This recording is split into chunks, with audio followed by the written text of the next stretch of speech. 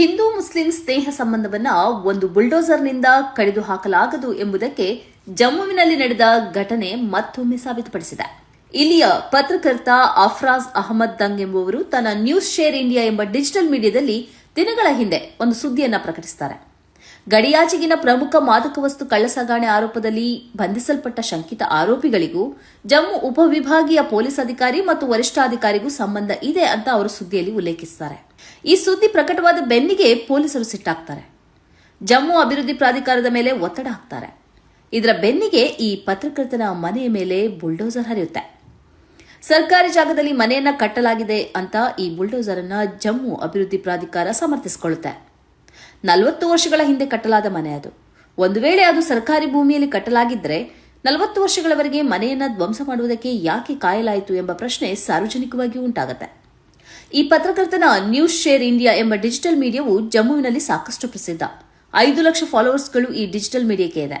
ಈ ಘಟನೆ ನಡೆದ ಕೂಡಲೇ ಪೊಲೀಸ್ ಅಧಿಕಾರಿಗಳು ಬಿಡಿ, ಜಮ್ಮು ಅಭಿವೃದ್ಧಿ ಪ್ರಾಧಿಕಾರವು ನಿರೀಕ್ಷಿಸದ ಬೆಳವಣಿಗೆಯೊಂದು ನಡೆಯುತ್ತೆ. ಈ ಬೆಳವಣಿಗೆಯ ಹೀರೋ ಯಾರೆಂದ್ರೆ ಕುಲ್ದೀಪ್ ಶರ್ಮಾ.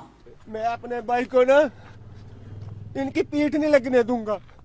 मैंने आपसे बार बार बोला, मैं भीख मांग के भी इनका घर बनवाऊंगा, चाहे कुछ भी हो जाए.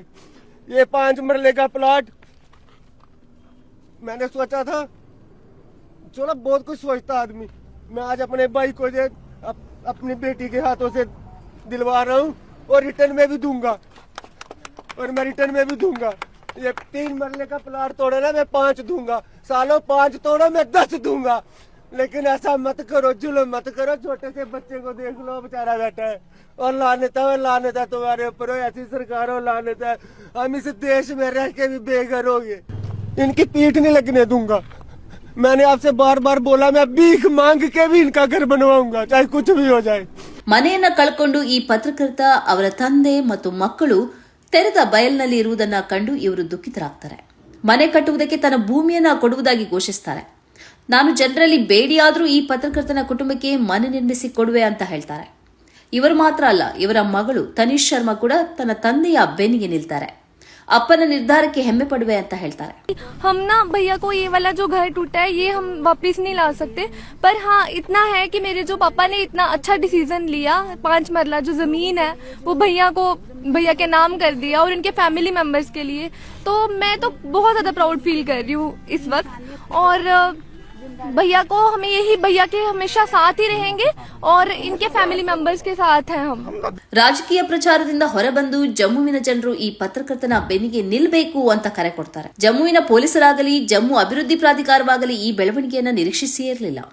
ಹೇಳಿ ಕೇಳಿ ಜಮ್ಮು ಅಂದ್ರೆ ಬಿಜೆಪಿಯ ಪ್ರಬಲ ಕೋಟೆ. ಹಿಂದೂ ಮುಸ್ಲಿಂ ಘರ್ಷಣೆಗೂ ಜಮ್ಮು ಆಗಾಗ ಸುದ್ದಿಯಲ್ಲಿರುತ್ತೆ.